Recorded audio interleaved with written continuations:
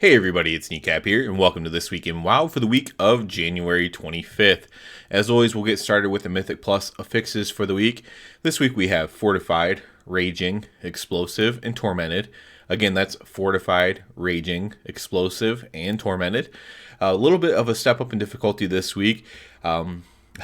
I don't know about how high-end people feel about it, because you can deal with Raging and Explosive pretty easily, but definitely for pug groups and lower-end keys, this can be a little bit of a, with Fortified and Raging together, can be a little bit of a rough week for any kind of big pulls. You definitely want to keep the pulls really small with your pug group or your low-end group here.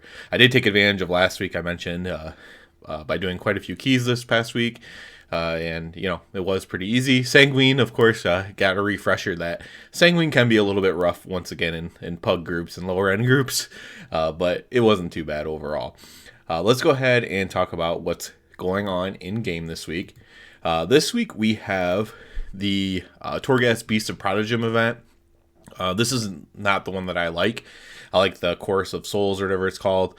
This one is, I guess, better for casters or something like that, from what some people have told me. Makes it a little easier. Just a reminder that during this event, you can level your characters from 50 to 60 in Torghast. So if you do like the Beast of Protégum event, and you have a character you still want to level, somewhere between 50 and 60, you can actually go on and take advantage of that while you're actually leveling.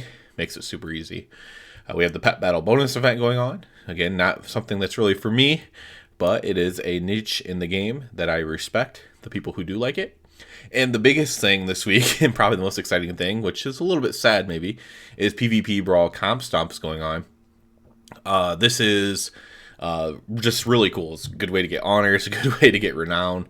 It's just it's the easiest thing. They basically just use this to collect data for AI NPCs, for PvP and stuff like that, or just in general, just to make NPCs smarter. They program them, we destroy them, and then they can learn how to make them better, learn how to make them more efficient, whatever.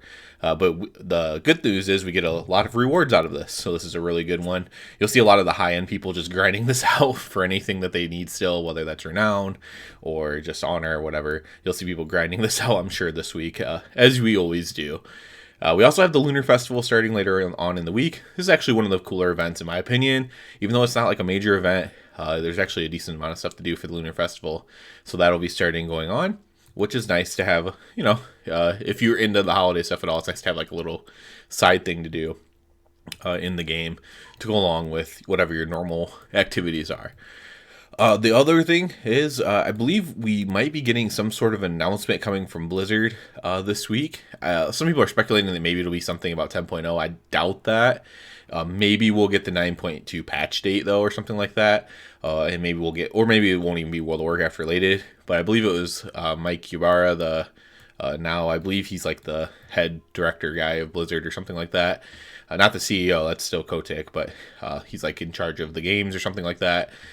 He said something about there's news coming, so that could be big. Obviously, last week we had the Microsoft acquisition of ABK, and so something should be coming up this week.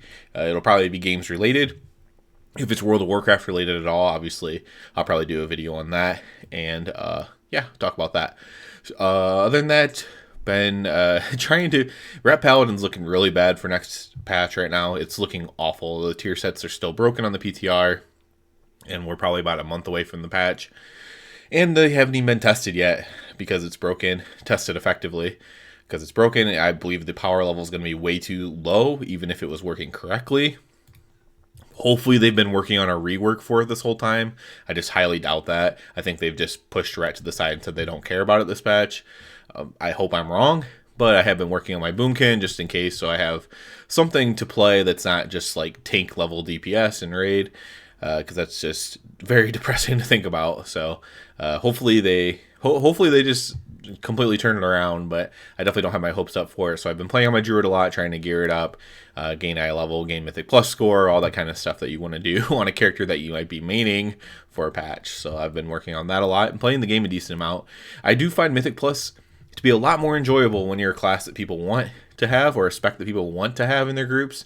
It's a lot easier to get invited as a boomkin than it is as Ret. And, you know, even though my eye level is much lower, my damage isn't that much lower than my Ret in Mythic Plus. So it's actually pretty enjoyable overall. Even though I am not doing like high keys at all, I'm building up my score and building up my eye level, but still kind of fun and enjoyable to do, in my opinion. So that's about it for this week. I'm really looking forward to whatever kind of news dump we get, and of course I'm looking forward to them just announcing that they've reworked the Ret tier set and actually made Ret super strong, and it's going to be really good. I don't have my hopes up for it, but that would be really nice. As always, I do ask you to please subscribe to the channel. It helps me out so much. And other than that, everybody, have a good one.